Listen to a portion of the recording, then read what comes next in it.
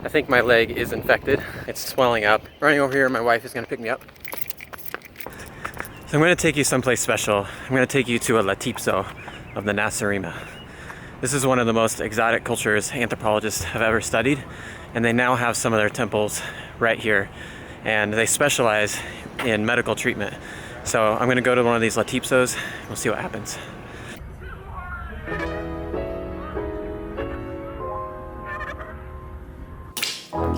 Body Ritual Among the Nacirema by Horace Minor may be the most widely read anthropology article of all time. It describes a culture that was so strange, it really took a lot of anthropologists by surprise.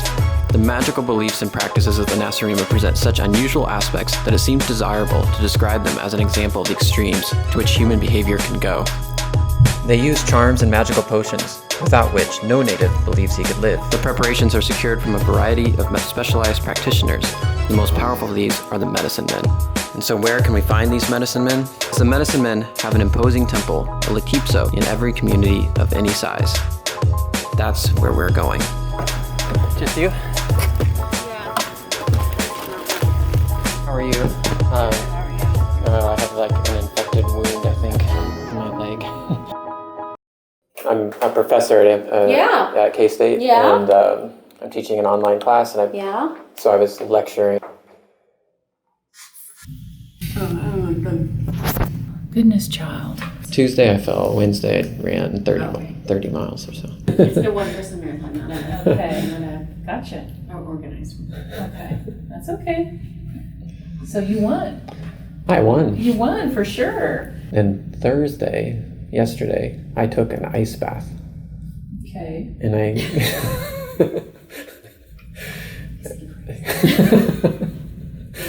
I'm really kidding.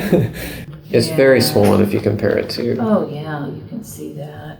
So this is all what we call cellulitis. The ritual specialist has told me that I have cellulitis. In the ancient language, cellule means body tissue, and itis means swelling or inflammation. My leg is swollen.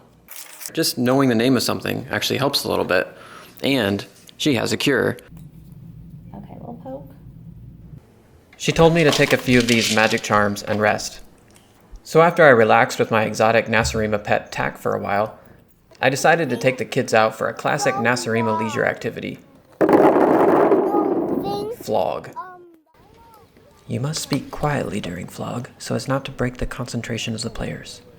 Each time your club strikes the ball counts as a stroke. The goal of the game is to use the fewest strokes possible while moving your ball into a small hole. There are many strategies players adopt to lower their score. Here we find a 3-year-old flog prodigy on a record-setting round.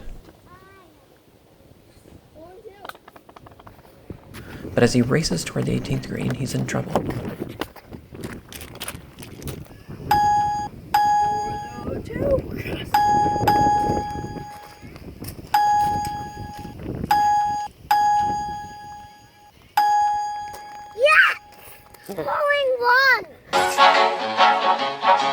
So the rule is, if Wilson can hit that bus back there, we all get to go get a treat. Alright, so obviously the joke is up. The Nacirema are us. Nacirema is simply American spelled backwards. And you have to admit, we do some pretty bizarre things.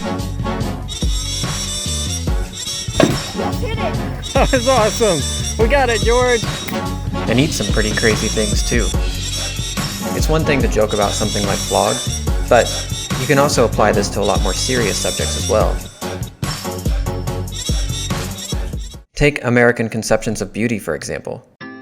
Here's an old Dove commercial, part of their True Beauty campaign, that shows just how devastating the American beauty standards can be.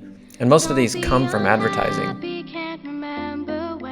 And it turns out, Dove is not necessarily completely innocent in this. You see, Dove is a brand operated by Unilever, and so is Axe.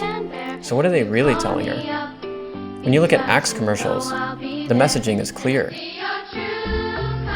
They had one video that they called Billions that basically seemed to be suggesting that billions of women look like this.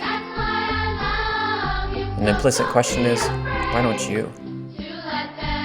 So they basically create an ad campaign that ruins your self-esteem and then create a program to try to fix you. The messaging from these big brands has been so powerful that now it's like we do it to ourselves.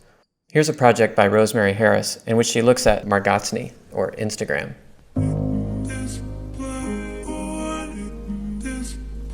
So Miner's Move can be funny, but it's also liberating and empowering, because when we see the familiar as strange, it reminds us that our most basic beliefs and practices are contingent, a fancy way of saying that they need not have existed this way, that things could have been different.